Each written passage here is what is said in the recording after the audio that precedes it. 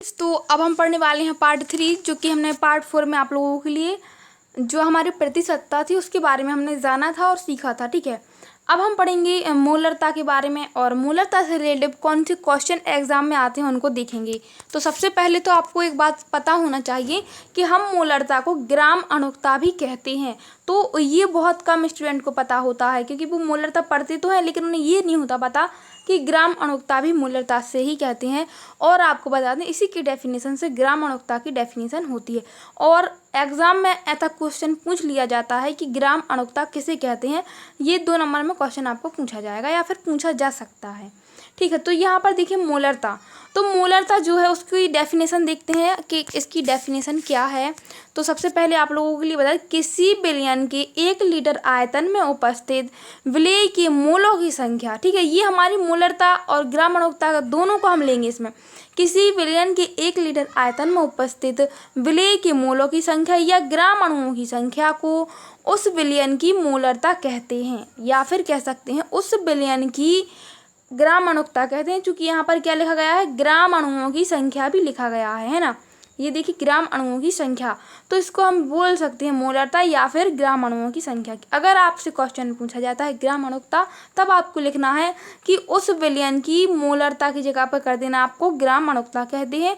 और उसके बाद मोलरता पर आ जाते हैं तो इसे एम से प्रदर्शित करते हैं, कैपिटल एम से। और हिंदी में इसका जो सूत्र होता है उसको देखिए, एम बराबर विलेय के मोलों की संख्या बटे बिलियन का आयतन लीटर में, ऐसा कह सकते हैं। ठीक है, अब इसके बाद आप लोगों के लिए इसका बताते हैं हम गणितीय रूप में सूत्र क्या होगा। तो इसका गणितीय रूप में एक सूत्र है, ये जो यहाँ पर आप लोग देख सकते हो, m बराबर क्या दिया गया है, small w into 1000 upon mw into v, मतलब v आयतन है। तो यहाँ पर आपको लिखना भी, अगर आपको अच्छे से अच्छे मार्क्स चाहिए हैं तो क्या लिखना है आपको नीचे, फिर इनको आपको दर्शा देना कि कौन सा क्या है। जैसे कि m मोलरता है, और W क्या है, विलेय की मात्रा, MW क्या है, विलेय का अणुभार, और एवं V क्या है, जो ये V है आयतन, तो क्या है, विलयन का आयतन लीटर में। अब देखते हैं इसका न्यूमेरिकल क्वेश्चन है, क्योंकि इससे रिलेटेड न्यूमेरिकल क्वेश्चन भी पूछे जाते हैं जो कि 5-5 नंबर में पूछे जाते हैं। तो ये न्यूमेरिकल क्वेश्चन यहाँ पर आप लोग देख सकते हो। एग्जाम्पल जो है बहुत ही ज़्यादा मतलब नॉर्मल है, ज़्यादा कठिन भी नहीं है ना ज़्यादा सरल है। तो इसमें हमें क्या करना है, 5.85 ग्राम NaCl में या फिर NaCl को 200 ml बिलियन में घोला गया है, तो विलियन की मोलरता ज्ञात कीजिए। ठीक है, तो हम इसको क्या लिखेंगे, सबसे पहले तो जमा कर लिखना है आपको, क्योंकि हमें पूरे मार्क्स चाहिए। और 5 नंबर में ऐसा नहीं है कि आप डायरेक्ट कर दो हल, आप लोगों के लिए बिल्कुल अच्छे तरीके से करना है। अब देखिए यहाँ पर कि प्रश्न अनुसार दिया है NaCl कितना दिया है हमें, यहाँ पर 5.85 ग्राम। और यहाँ पर देखिए हमारे लिए आयतन जो कि विलियन में घोला गया है, तो ये है क्या, आयतन ml दिया गया है, मतलब आयतन ml से इसकी पहचान याद रखिएगा, आयतन।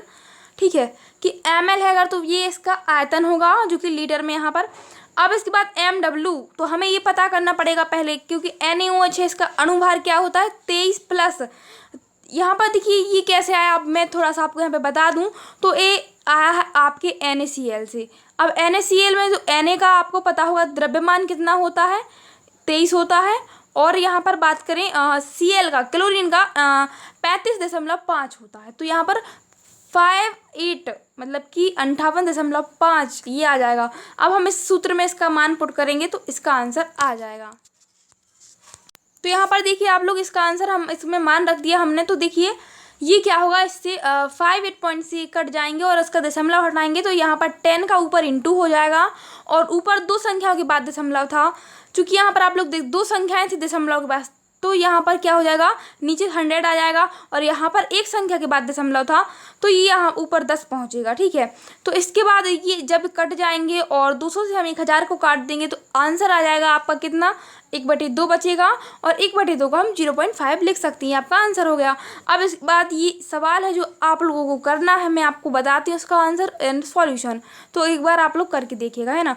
तो 200 ml m/10 बिलियन बनाने के लिए निर्जल कार्बोनेट की मात्रा की गणना करो, ये करना है। तो ये आपको मैं इसका उत्तर बताती हूँ पूरा, तो आप उससे कीजिएगा।